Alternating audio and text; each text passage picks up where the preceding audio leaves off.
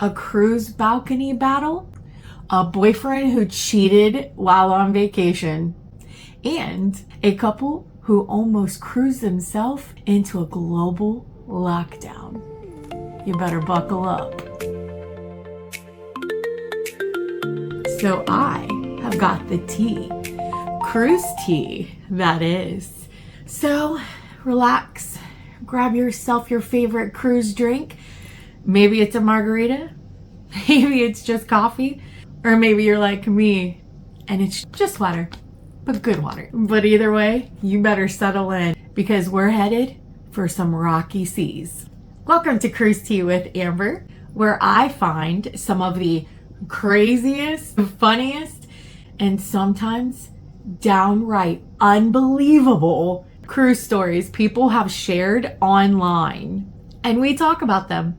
Now, I'm going to give you my opinion, but I want to hear yours too, because sometimes I read these stories and I think I know exactly whose side I'm on, but then somebody in the comments makes a statement that makes me question absolutely all of my life choices or theirs. So today we've got 3 stories for you, and every single one we are going to give it an official cruise tea rating. So let's go ahead and spill that first cup of tea. The cabin standoff.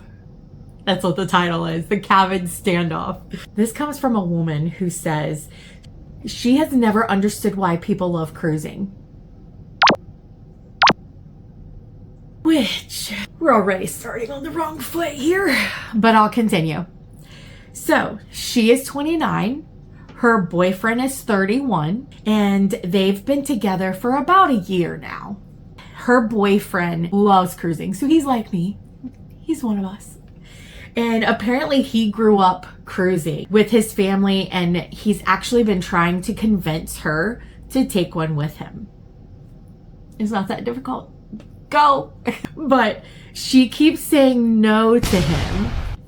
I can't figure this one out. But eventually she does agree. But that's a big but. She has one condition. She wants a balcony cabin.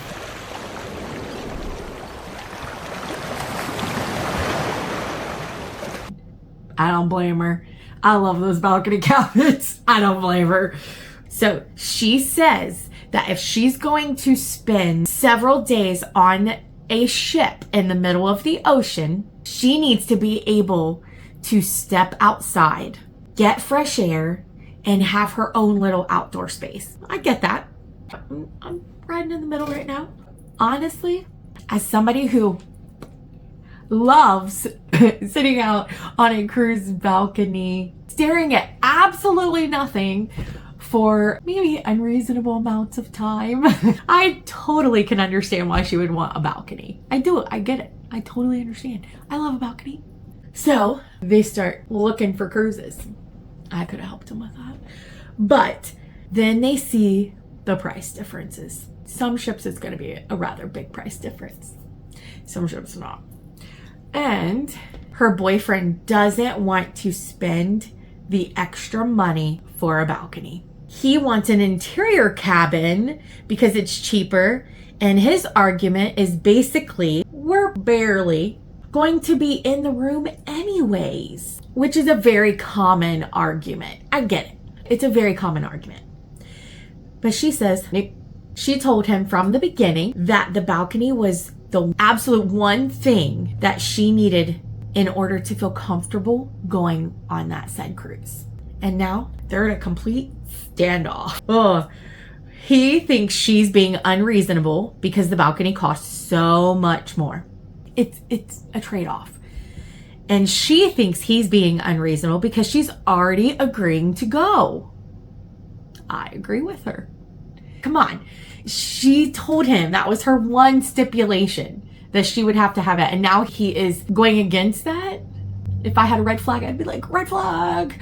But she already had said that this is the only thing that she wanted to go on the vacation. And the vacation is something she never wanted to go on at first.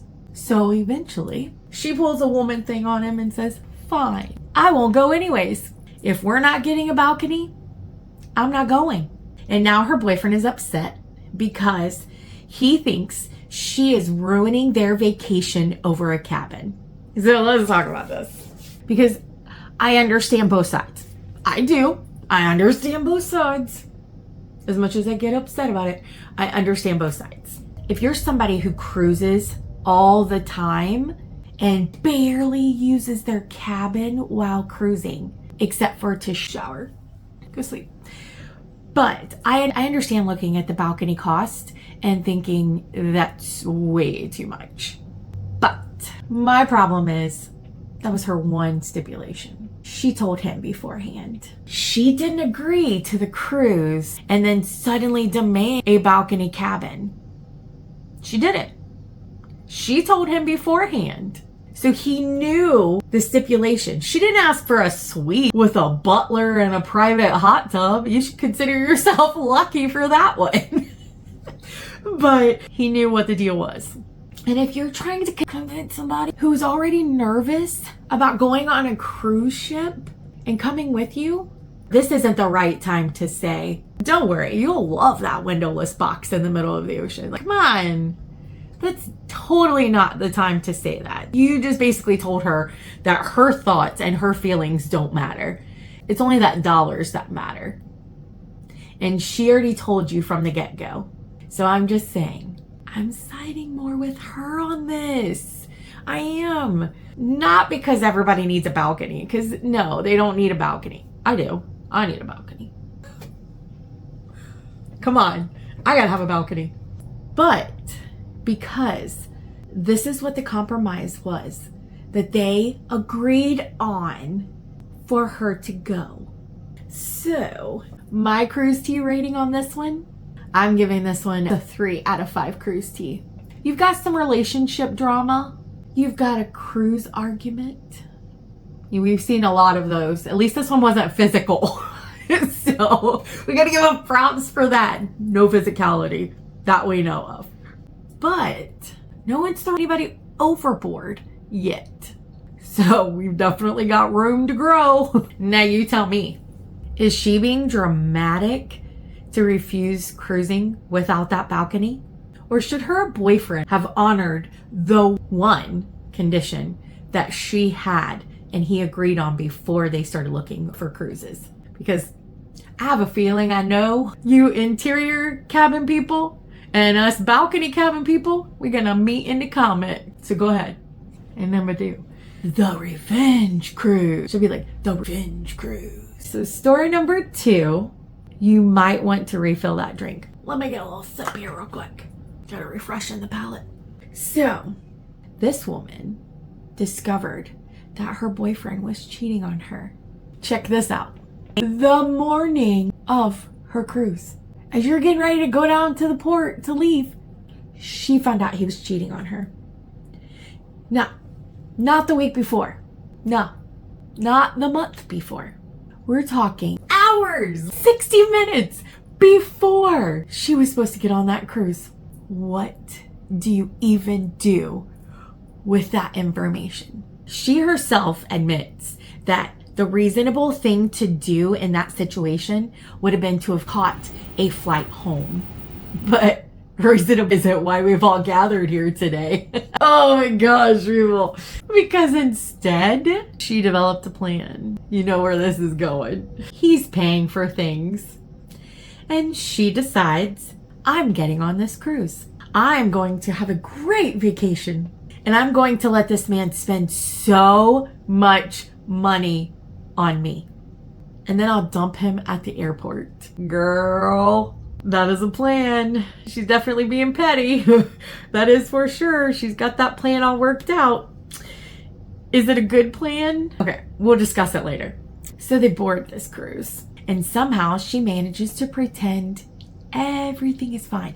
I don't know how. Could not have done it. I could not have spent, maybe it was only a couple-day cruise, but still, I could not have spent that entire time. Just, I would have been so infuriated. Yeah. Her boyfriend looks at her and makes one very unfortunate decision. Dun, dun, dun. asks, "What's wrong? You've been really quiet." "Sir, you have unknowingly opened a door that should have remained closed." Because she's about to let him have it. Now they've got the rest of this vacation together, and apparently the evening is absolutely miserable. I wonder why. But eventually, not miserable enough for this man to cancel his shark diving excursion the very next morning. Just cut his leg real quick. No, don't. She jokes that unfortunately her backup plan involved... See? Great minds. She jokes that unfortunately her backup plan involving the sharks taking care of the boyfriend problem didn't work. So while he's off swimming with sharks, she goes to Senor Frogs. If you've never been, go, it's fun. She has some drinks. She cries, and then she remembers, wait a minute, I had a plan. So she gets herself together and heads back to the ship's internet cafe. And this should tell you exactly how long ago this happened, because she did it on MySpace. I know, it's coming back, I know. But some of you watching this may have just felt your knees hurt. We're getting old. So she's trying to figure out whether she can get herself a flight home. And then she realizes the ship is charging an absolutely ridiculous amount of money per minute for internet. And apparently something inside the woman goes, oh, we're paying by the minute. Wonderful. So now we're checking MySpace. We're messaging friends. We're taking online quizzes. Apparently we're finding out what Disney princess we are. I don't know. She's definitely doing some petty stuff, that is for sure. Apparently, and that internet meter is just and running like a hamster on a wheel. It's just chugging away. Or that Energizer bunny that keeps going. And remember this, it's all going on his bill. Ma'am. Yes, I said ma'am. So eventually, the boyfriend does return from that shark excursion, still very much alive. And she decides she's just going to make the best of the rest of the cruise. She talks to other passengers. She orders drinks. She does some gambling. She shops. Oh, she goes jet skiing. Jeesh. She basically has herself a full vacation while avoiding this man as much as humanly possible. It's very difficult in that little room. That is very difficult. And then the final bill arrives and he sees the internet charges. And she's apparently says something along the terms of, I'm sorry, how long were you on the internet? That cost almost as much as the cruise. Yeah. Anyway, he takes her to the airport. What's going to happen? And just like she originally planned, she tells him, we're done. Yep, we're done, and flies home. Her official review of the experience: 0 out of 10. Would not recommend. I would not recommend a cheating boyfriend on a cruise vacation for that long. Now we need to talk. A cheating boyfriend, done. Goodbye. Now, I don't have much to debate there, but intentionally running up the man's bill. See, this is where you maybe lost me just a little bit. I get it. It's a get back. I get it. But could have just broken up with him and not gone on the cruise. Now, do I understand the rage? I do. Totally understand the rage, because I can rage myself. But is there a tiny, petty part of me listening to this internet story and going, maybe I just did it? But I don't think I would purposely spend someone else's money just in revenge. That's a little beneath me. Because now we've left in that you've done something terrible to me, Waters. He did something terrible, but now you did something terrible back. And there's petty things that you can do, which would be great, but that's a lot of money. So my cruise tea rating for this one, man, I'm giving this one a 4.5 out of 5 cruise tea. Can't forget the sharks or the senior frogs. Gotta have all that in there. And most of all, MySpace.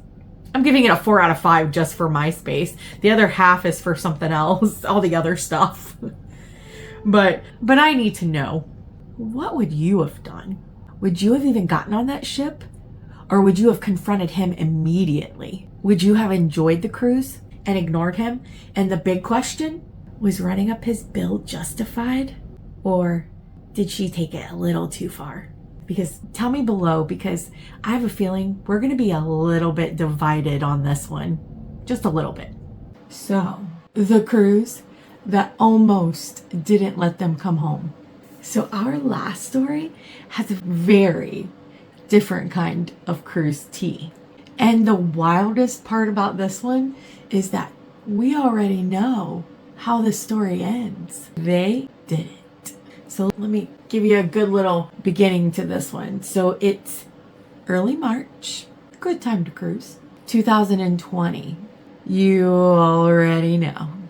I don't even have to say anything about 2020. If you know, you know. So this couple, they were living temporarily in Italy because of her husband's work. And they had originally planned to spend some time in Sicily before eventually flying back home to Canada. Now, the big C word hit. You know what I'm talking about. It was beginning to spread into Italy at that time.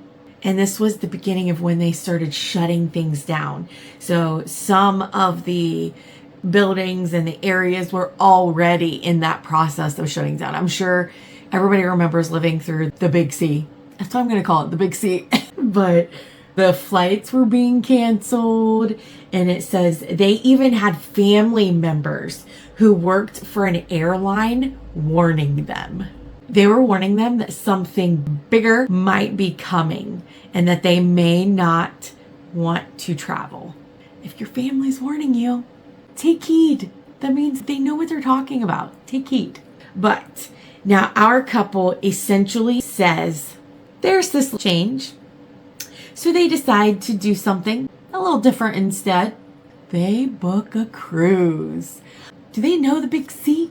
Now listen, I'm not judging them based on what we already know now, because we all remember those first weeks of the Big C, and nobody really truly understood what was happening. All we knew was that there was a sickness and it was not good and it was closing places down. So sitting here now, knowing what's coming their way and what they're stepping into, this story is like watching a horror movie and yelling, "Don't open the door!" You know what you do whenever you're watching those horror movies and you're yelling at the screen. It's what I feel like doing. I feel like yelling at my computer at these people. What were you thinking? But they went ahead and boarded the MSC Grandiosa out of, I'm never going to say this word right. So I'm going to try, but we're going to mess this one up. It is, I got old person syndrome. Hold on. Civitavecchia? Was I even close? Anybody who speaks Italian, how bad did I butcher that? I'm so sorry. But it went out on March 1st. And initially, everything seemed normal. They're cruising. They're having a great time. And then Malta won't let their ship enter the port. Okay, cleared. The cruise continues. But passengers keep getting off at different ports, and fewer are getting back on. We all remember those days. Eventually, there are only about 800 passengers left on board. Now, personally, for myself, I might start thinking, feels a little weird. Like, oh, just a smidge. You go from a big full cruise ship down to 800 passengers. Yeah, it seems a little weird. But these two, they're having so much fun on their cruise ship that they think, what the heck? Let's stay another week. Like, oh my goodness. I gotta hydrate here. Hold on just one second. It's my imaginary margarita in my water. But of course they did. Like, got a yacht club balcony cabin. At least they got a balcony cabin. And they're offered a great price to stay on board for a second week. About 600 euros. What is that in American? Oh no. Let's find out. I'm gonna look it up. Give me just one moment here while I type. I'm not a very fast typer. So 600 euros in American dollars is $692.23. I would take them up on that if it wasn't during the big C. So, but listen, as I said, for an almost empty cruise ship at that price, but literally under any other circumstance, I would still be yelling at him, sign me up. I'm right there, because you know my cruising. I'm totally on board for that. So you know what they did? They arranged to stay. Then the ship stops in Genoa in northern Italy. A friend picks them up and they go shopping. Who doesn't like shopping? I'm in Italy. And this is when things start feeling different. The city is unusually quiet. I've never been to Italy, so I can't tell you if it's loud or whatever, but I'm assuming it is because it is loud in Italy. But the city is unusually quiet. People are walking around wearing masks, including the N95s. Everybody remembers those N95s. Oh my goodness. Wasn't something that they were used to at this point. But their friend starts telling them all these rumors about what might be actually happening. Meanwhile, the situation involving the Princess cruise ship is unfolding elsewhere, but they haven't really been following any of the news yet. So they get back on board and decide maybe we should double check that staying another week is actually a good idea. You think? They go on the cruise deck and an employee tells them, honestly, the ship might be taken out of service. That would have been your first clue. They can stay on board for now, but there's no guarantee what is going to happen. They decide to go ahead and sleep on it. And then the message arrives. The wife works for Air Canada. A colleague messages her and says they're hearing the flights between Italy and Canada might be shutting down. Dun, dun, dun. Suspenseful music. Cue suspenseful music. But suddenly this isn't about getting another cheap week on a cruise ship. This is, are we going to be able to get home? So the next morning, they get off of the ship. They go back to the house. They pack everything up. She says goodbye to her family with that strange feeling that she isn't going to see them again for quite a while. And they decide to head to the airport. She describes Rome's airport as almost a ghost town. Well, yeah, allowed to be out. Sitting parked, terminals eerily quiet, and they managed to board what she says was the last direct flight from Italy to Toronto for more than a year. Holy cow. The last flight. They got so lucky. Like, the skin of their teeth. Wait, the skin of their teeth? Like, that like normal saying? Isn't it the skin of their teeth? I think it is. If it's not, I'll correct it. But I'm pretty sure it's like the skin of their teeth. But their cruise ship was taken out of service just a few days later. Italy went into full lockdown right behind them. That's what I'm saying. And that is what gives me the chills. Like, because think about the pictures from that vacation at the beginning. They're just normal cruise pictures. You know, fun out on the deck, hitting the beach, pool, all that good fun stuff, dressing up. That's the fun part about being on a cruise, is that dressing up. And they're all smiling, having fun. Then the ship gets quieter and quieter. Then there are masks, empty street, an almost deserted airport. Look at those pictures now, and we can see exactly what is happening because we lived it. But the people in those pictures, they had no idea what was coming. None of us did in the beginning. So, cruise tea for the Grandiosa rating. So, it's not the same as the other ones. It's some cruise tea, but it's not the normal cruise tea. But I think I'm going to give it, you know what? I'm going to give it a 5 out of 5 for absolutely terrifying cruise tea. No. It's not because anybody behaved inappropriately or horribly. Not because there's some big bad villain in this story, but because they became so unbelievably close to being stuck in the middle of nowhere, thousands of miles away from home, during one of the absolute strangest times that we all have lived through. I want to know, if you had been on that ship, when would you have been like, nah, going home? Was it when Malta closed the port? Or when the people mysteriously weren't coming back to the ship and it went from thousands to 800? Or maybe when they were in Genoa and they were seeing everybody wearing the masks? Or would that cheap second week in the yacht club have gotten you too? Because listen, 600 euros, it would have almost gotten me too. Okay, it was definitely some tea. We had a balcony battle. We had a cheating boyfriend who actually survived sharks in the bill, and a couple who almost extended their cruise into a lockdown.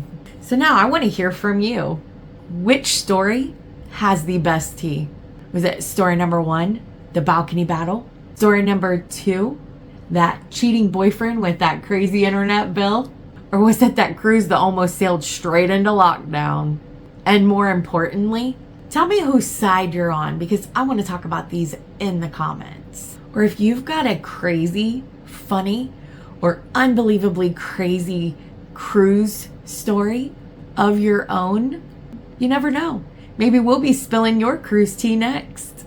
But until next time, keep those cruise drinks cold and that cruise tea hot. I'll see you in the next one.